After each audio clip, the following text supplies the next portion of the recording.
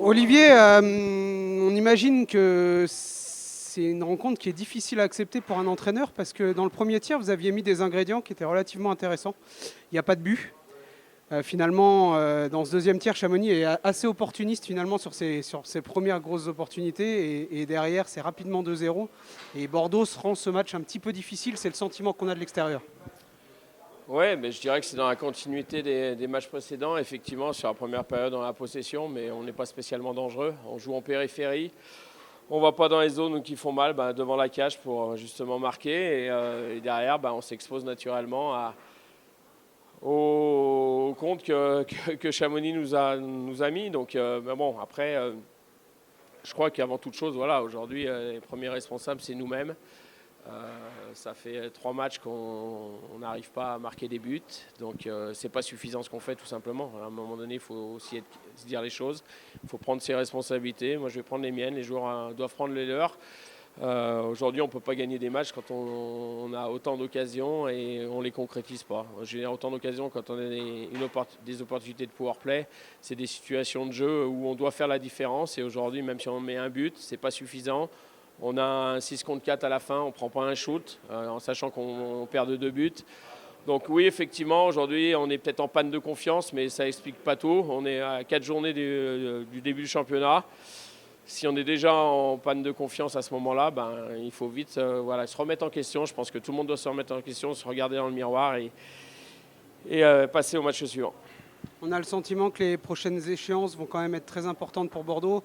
Il y a les 3 premières défaites, en effet, dont tu parlais, contre les gros de la Ligue. Ce soir, c'est un petit peu un rendez-vous manqué avec un voyage qui a été quand même compliqué, assez long. Mais on imagine que tout ce qui va se passer là dans les jours à venir à Bordeaux va être relativement important. Ouais, mais je crois qu'il faut arrêter de se trouver des excuses en premier lieu. Oui, la pression, elle va commencer à arriver, c'est normal. Quand on a de l'ambition et que on attaque un championnat avec 4 défaites, donc naturellement, la pression, elle va arriver. On sait que le prochain match à la maison face à Amiens, il va falloir sortir avec le couteau entre les dents parce que si on ne sort pas avec le couteau entre les dents, on va de nouveau devant une nouvelle désillusion. Donc, comme je viens de le dire, chacun doit prendre ses responsabilités. Moi, je vais prendre les miennes en tant que coach. Maintenant, aux joueurs aussi de se remettre en question et de prendre leurs responsabilités parce que c'est malgré tout, c'est les acteurs, du jeu, quoi. Merci Olivier, bon retour à vous. Kevin, on débriefait cette rencontre avec Olivier. Vous aviez la possession en première période, notamment. Chamonix a été assez efficace en deuxième en inscrivant un but quasiment sur sa plus dangereuse occasion jusque-là. Chamonix a aussi bénéficié d'un gardien qui a fait des grosses différences ce soir. Quel est le sentiment après cette rencontre-là ? Je pense qu'il faut qu'on se regarde dans le miroir, il faut qu'on en donne plus, il faut qu'on travaille plus fort. Ce soir, je pense qu'on est tombé sur une équipe de Chamonix en place qui a attendu les comptes, qui les a joués à fond. On l'a vu en deuxième tiers où ils ont marqué 2 buts comme ça sur le peu d'occasions qu'ils avaient dans notre zone. Donc je pense qu'il faut juste qu'on se regarde chacun dans le miroir et qu'on se mette à travailler plus fort. Olivier revenait justement sur la rencontre à venir à la maison face à Amiens. On imagine qu'il y a déjà une grosse urgence et du côté des joueurs, on a envie de mieux faire. Vous êtes un outsider de la Ligue.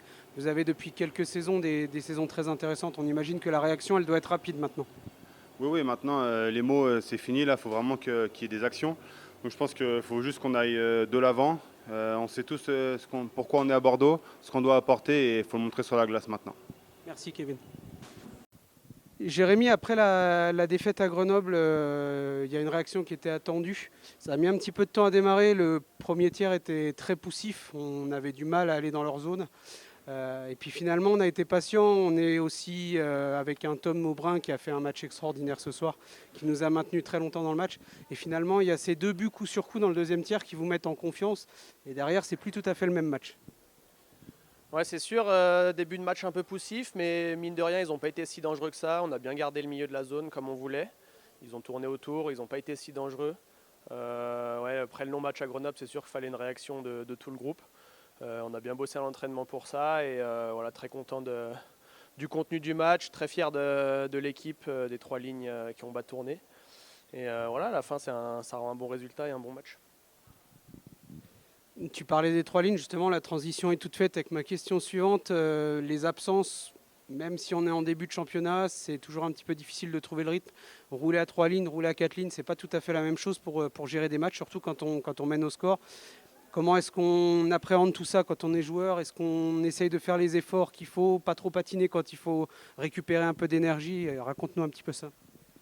Ouais, je dirais pas qu'on s'économise, mais on joue un peu plus intelligemment. On fait peut-être pas le petit dernier dribble qui va nous coûter plus d'énergie.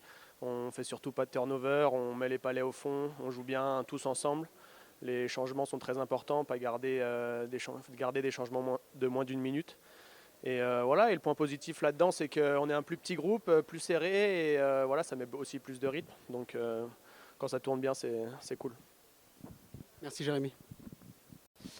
Mikko, this win was really important after the Grenoble game, and tonight it was defensively perfect in the first period because there is a lot of pressure by Bordeaux, but the team was very solid in the defensive zone. What is your feeling? Yeah, obviously Friday was a tough night, and we talked about things through, and we decided to come work today, and boys and players were responding exactly like we wanted them to respond, and really happy about our attitude, our work level, and how tight we were as a group, and really proud of our guys.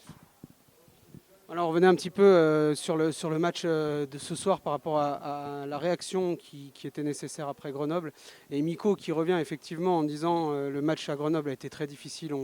On est assez satisfait du match de ce soir parce que voilà, on avait besoin d'une bonne attitude et puis de retrouver cette victoire à domicile. Donc c'était important de réagir au plus vite.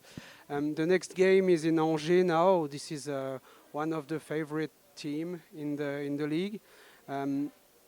What is we beat Angers last year in playoff. What is the attitude we have to have in Angers to win the game? It's exactly the same than today. We have to be ready to skate. They're a good skating team. We have to match that speed with our skating. And the guys, they show that today. They can do it. Bordeaux is a great team too. They have the tight game against Angers last Friday, and they showed the level. So it's the same. The recipe for the Friday will be the same. It's the basic things. You have to be tight.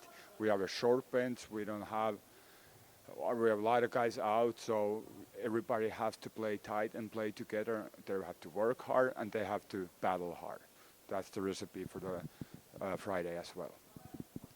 On revenait un petit peu sur les ingrédients qu'il allait falloir mettre dans le prochain déplacement à Angers pour l'emporter et l'attitude qu'il allait falloir avoir. Et Mikko qui dit effectivement on va rester sur exactement la même attitude qu'aujourd'hui.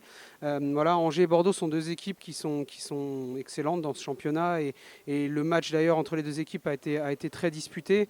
Et comme dit Mikko, il dit on a beaucoup de blessés, donc on est aussi obligé d'avoir une attitude irréprochable et de gérer tout ça de belle manière défensivement. Et voilà, ce sera un beau défi à Angers. Thank you, Mikko.